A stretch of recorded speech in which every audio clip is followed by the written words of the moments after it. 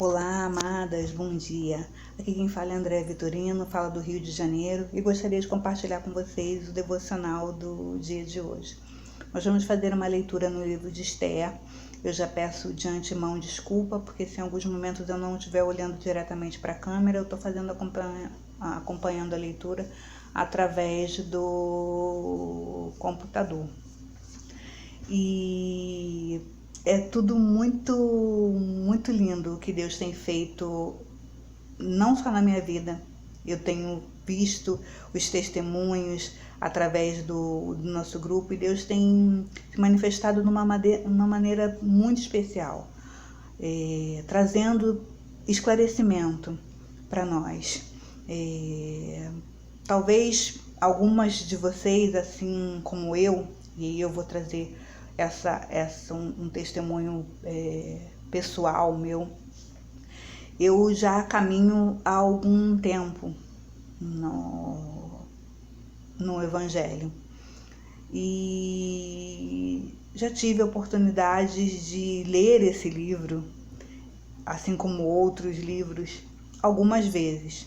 O livro de Esther é um livro que mexe muito comigo. A história de Esther é uma história que eu gosto muito e eu sempre gosto de fazer reflexões acerca desse momento que Esther viveu.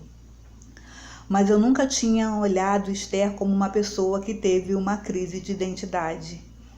Eu sempre vi Esther, a jovem que ainda tímida, talvez por ser uma jovem órfã, foi criada por um primo, mas sempre criada nos caminhos do Senhor, fazendo tudo direitinho. Mas uma jovem que de repente se viu rainha. Ela não foi preparada desde a sua infância para ser rainha, mas aprove a Deus que ela chegasse até esse lugar. Mas essa não é a questão. Esther, para mim, era uma mulher fantástica, ela continua sendo. Mas eu nunca tinha visto Esther como uma jovem que passou por um momento de crise de identidade. E tem tudo a ver com o que a gente está estudando nesses dias. Tem tudo a ver com o que as nossas discipuladoras têm nos apresentado. Né? O nosso material lá em PDF, ele fala nessas etapas da nossa vida. Ele fala quando a gente ainda não entende o porquê ou para que a gente foi chamado, foi criado. Quando a gente acha que a maldição hereditária é algo que a gente tem que carregar pelo resto da vida. Quando a gente tem aquele sofrimento de estimação, né, vamos dizer assim, ou alguma coisa que você acha que você não pode abandonar, porque mamãe, papai, vovó, todo mundo passou por isso, eu também tenho que passar. Então nós temos aprendido muito a abrir os nossos olhos espirituais, entendendo que qualquer coisa que tenha sido dita ao nosso respeito, aquilo não é uma palavra final. A gente tem sempre oportunidade de aprender, a gente tem sempre oportunidade de buscar conhecimento e problema algum em dizer que a gente mudou de ideia. Isso faz parte do processo de amadurecimento espiritual. Isso faz parte do processo de crescimento. A gente, para crescer, né, para a gente evoluir, a gente às vezes tem que deixar algumas coisas que a gente tinha como verdade na nossa vida. E a gente tem que deixar aquilo para trás para justamente poder crescer, né?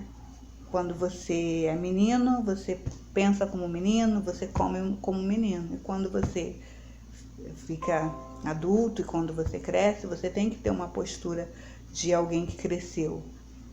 E entender a nossa identidade, ela tem tudo a ver com o crescimento, tem tudo a ver com o amadurecimento. Mas vamos lá para o livro de Esther, para esse momento que Esther estava passando aqui, um momento crucial, um momento de crise de identidade, que foi extremamente importante para mim nessa minha reflexão, nessa minha devocional. Eu já tô com essa palavra já desde do iniciozinho da semana, quando a irmã Rafaela perguntou se eu gostaria de trazer algo da parte do Senhor, e eu comecei a orar ao Senhor. E eu fui no livro de Esther, irmãs, confesso a vocês, como uma zona de conforto. Vou tirar o livro de Esther de letras, eu li o livro de Esther algumas vezes. Esther foi o primeiro livro que eu li assim que eu me converti. E depois da segunda-feira que a gente começou a aprender sobre identidade, tudo que eu tinha como verdade sobre Esther e sobre Andréia caiu por terra. Mas vamos lá.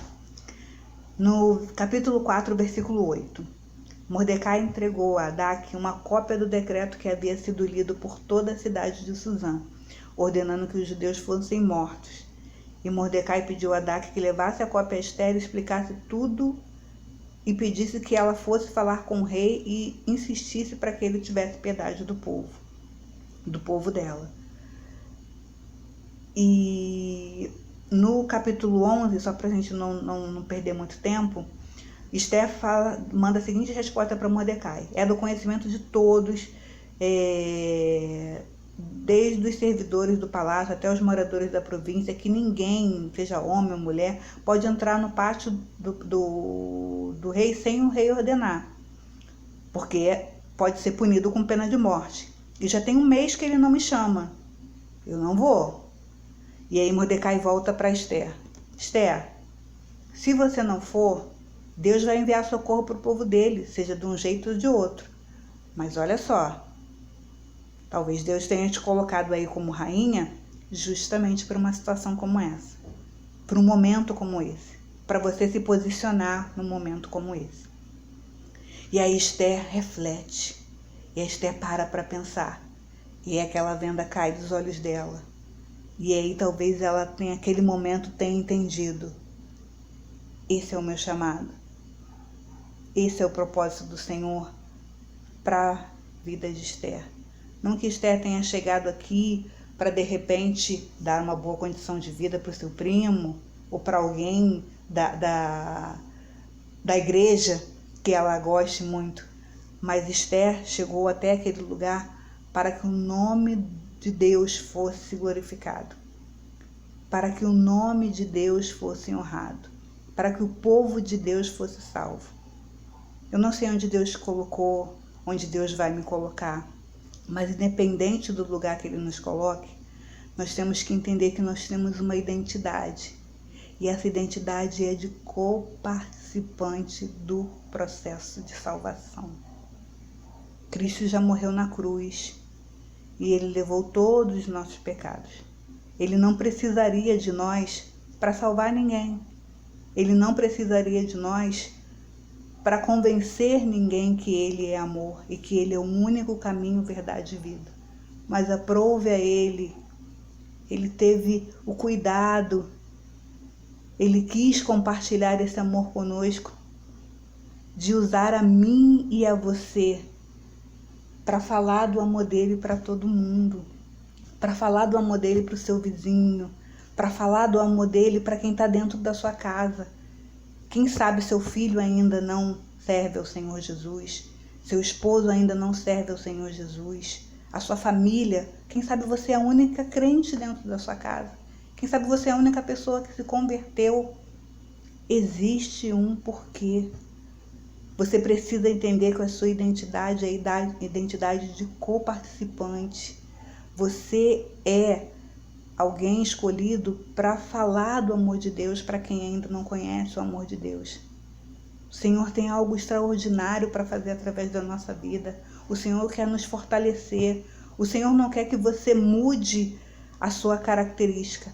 Ele quer que você entenda que existe um caráter dentro de você, que é o caráter de Cristo.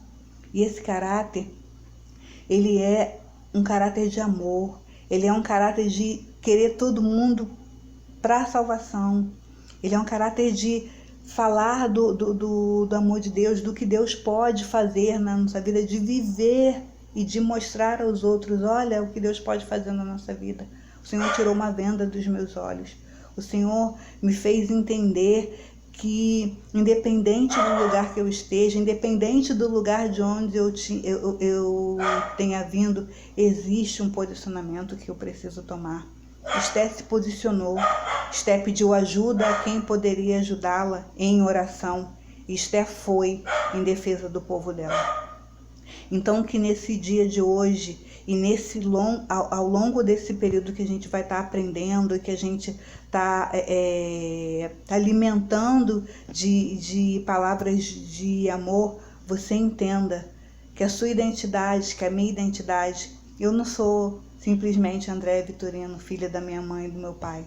Eu sou Andréa Vitorino, alguém que foi resgatada para falar do amor de Cristo, de um amor que transforma, de um amor que muda, de um amor que joga por terra qualquer maldição, qualquer palavra de derrota que tenha sido dita em direção da sua vida.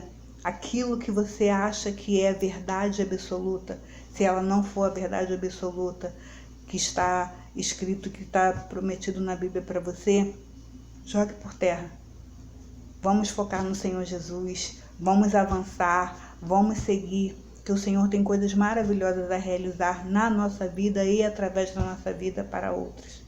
Amém? Que Deus possa continuar falando ao nosso coração.